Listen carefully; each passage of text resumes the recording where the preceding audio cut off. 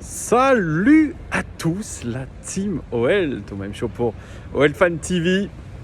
J'espère que vous allez bien. Une fois n'est pas coutume, j'ai oublié mon stabilisateur. Voilà, ça devait arriver, eh bien c'est arrivé, j'ai oublié mon stab. Donc je vous fais cette vidéo non pas en paysage, mais en mode portrait.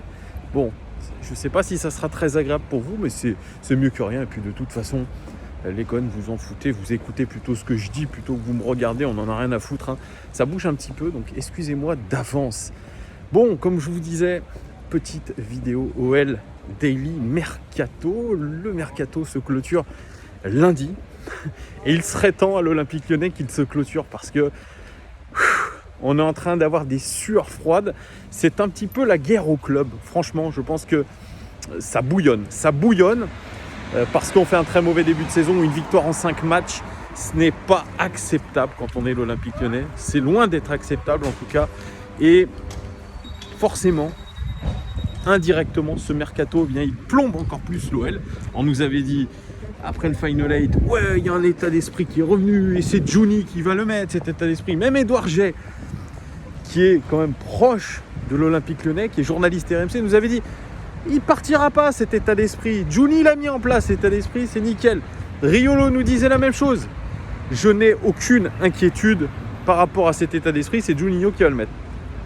Sauf qu'entre-temps, il y a eu ce début de saison et puis surtout des situations personnelles qui ne se règlent pas. Notamment Memphis Depay. On nous apprend aujourd'hui que... Alors, la semaine dernière, c'était Memphis va rester...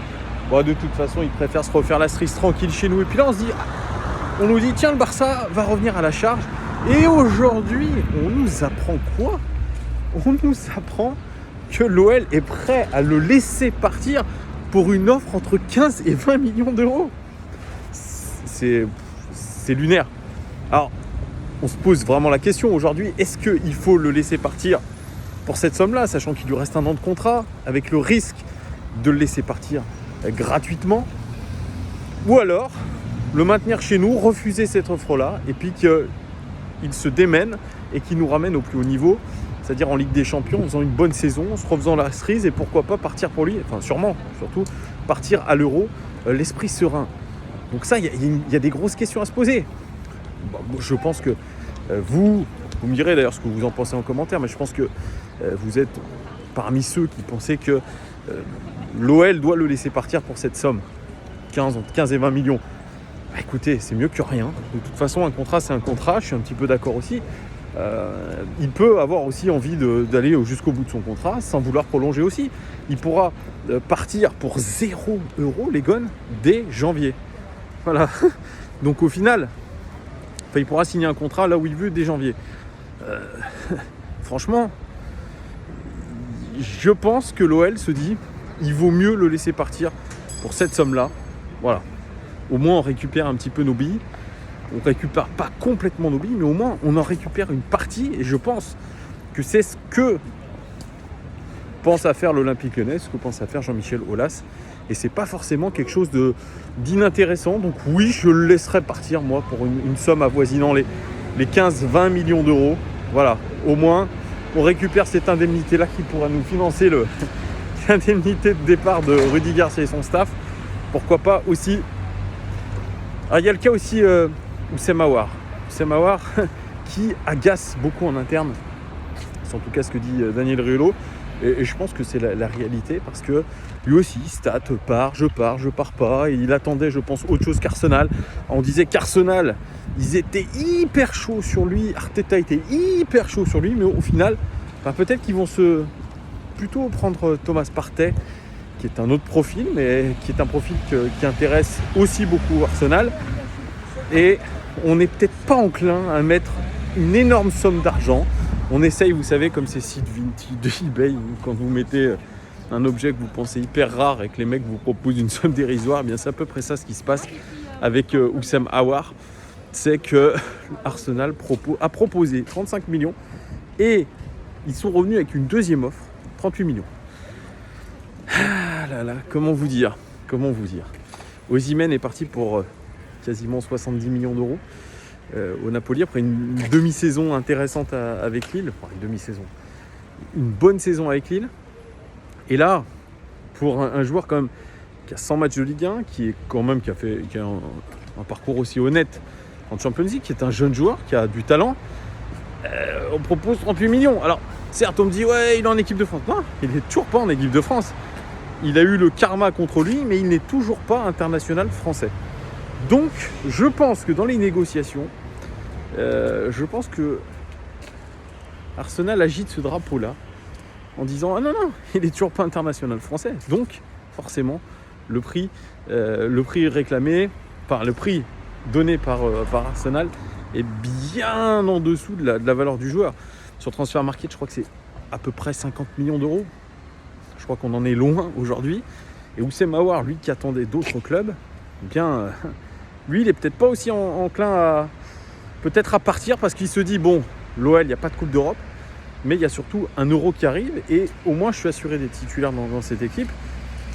On l'a vu passablement agacé quand en conférence de presse, en interview avec Olivier Talaron, on lui a parlé un petit peu du fait que est-ce que le mercato a un petit peu perturbé les joueurs, comme le disait Maxwell Cornet. Il a dit non, on se cache pas derrière ça. Je crois que oui, son cas, je pense, agace en interne. Il agace énormément.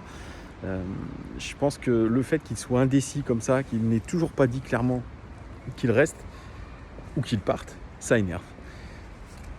Donc voilà où on en est à un statu quo pour Houssem Aouar, avec cette deadline aussi donnée par le président Aulas pour les départs. Il a donné une deadline quand même à, je crois, vendredi soir, tout doit être réglé. Vendredi soir, tout doit être absolument réglé. Tout, dans le sens des départs, tout doit être réglé. Donc les clubs qui sont intéressés doivent absolument se manifester avant vendredi soir, sinon ça sera plus possible de partir. Donc cette deadline, elle est bien, mais est-ce qu'elle sera respectée? On n'en sait rien. Au niveau des arrivées, c'est intéressant aussi. L'OL a ciblé Lucas Paqueta du Milan AC et a formulé une première offre à hauteur de 18 millions d'euros. Enfin, c'est une offre de prêt avec une option d'achat à 18 millions d'euros pour Paqueta, refusée par le Milan. Mais ouais, le Milan n'est pas fou non plus. Bon, certes, Paqueta n'a rien prouvé à Milan et il n'est absolument pas utilisé en ce moment par Pioli. Mais ils l'ont acheté, je crois, quelque chose comme 30 millions d'euros. Vous me direz si je me trompe. Ils l'ont acheté assez cher. Et ils se disent qu'ils perdraient un petit peu d'argent. Mais je pense que de toute façon, Paqueta, tu ne peux pas le revendre 30 millions. C'est impossible. Impossible par rapport à ce qu'il a prouvé. C'est un joueur à la relance. Donc oui, une option d'achat, un prêt avec option d'achat, je pense que c'est une bonne formule. Par contre, l'option d'achat, il va falloir que l'OL, je pense, taquine plutôt le 20, 22, 23 millions d'euros quand même pour l'avoir. Mais en tout cas, je crois que Paqueta n'est pas insensible à l'Olympique Lyonnais, n'est pas insensible au fait de rejoindre l'Olympique Lyonnais, de se relancer chez nous. Donc, à voir. Mais l'OL s'est placé sur lui. Jeffrey Adelaide, lui, il est plus proche, soi-disant, du Hertha Berlin que de Rennes. Donc lui, ça devrait se débloquer aussi. Et puis, jeudi, on devrait avoir l'arrivée de Facundo Pellistri qui s'est accordé avec l'Olympique Lyonnais. L'OL s'est accordé avec Peñarol. Il va arriver dès jeudi, le petit prodige uruguayen qui me fait penser vraiment à Diego Lainez. Qu'est-ce que ça va donner? Sur le papier, c'est intéressant. C'est un joueur qui est différent. C'est un dribbleur. C'est un impact player. Mais vous voyez, le championnat uruguayen, ça n'a rien à voir avec la Ligue 1. Le climat français n'a rien à voir avec le climat uruguayen. Il y a cette acclimatation, le fait que le garçon ait 18 ans, qu'il doive absolument s'aguerrir ailleurs, partir de chez lui, partir loin de sa famille à 18 ans. Ça fait beaucoup de choses. Est-ce que l'OL va dans un premier temps le faire jouer avec la Nationale 2? Rien n'est moins sûr. Il faudra voir vraiment l'évolution de ce dossier. Enfin, de ce dossier qui est finalisé. Mais en tout cas, que veut faire l'Olympique Lyonnais avec Facundo Pellistri? Ça sera aussi et surtout, je pense, une sacrée concurrence à Ryan Cherki, qui a un an de moins que lui. Donc, que va-t-il se passer avec notre ami Facundo Pellistri qui va arriver jeudi à Lyon? En tout cas, ça bouge. Ça bouge. Alors, je vais peut-être vous faire une vidéo sur ce milieu de terrain aussi de l'AZ Alkmaar, capitaine de la sélection néerlandaise espoir, qui est un taulier, capitaine de la Z Alkmaar. Milieu de terrain, c'est assez intéressant. Mais vous pensez, quand il y a un milieu de terrain intéressant, il y a beaucoup d'équipes sur le coup. Donc, ça sera pas facile pour l'OL de l'avoir. Peut-être que je ferai une vidéo là-dessus. Voilà, on verra. Mais en tout cas, voilà, c'était pour vous faire une vidéo rapide, pour vous faire le point sur la situation à l'Olympique Lyonnais qui est un petit peu fantoche, pour ne pas dire plus.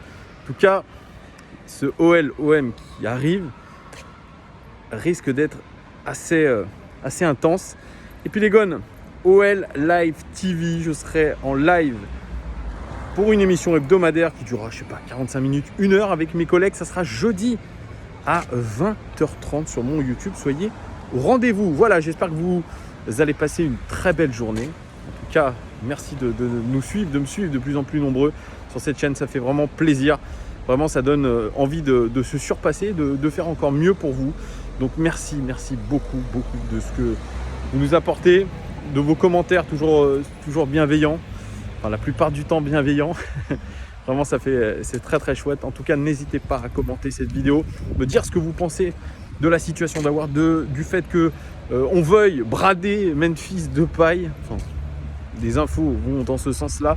Voilà, n'hésitez pas à commenter cette vidéo. Je vous dis à très bientôt. Je vous fais des gros bisous. C'est la première fois que je vous dis ça. Je vous fais des gros bisous avec un masque.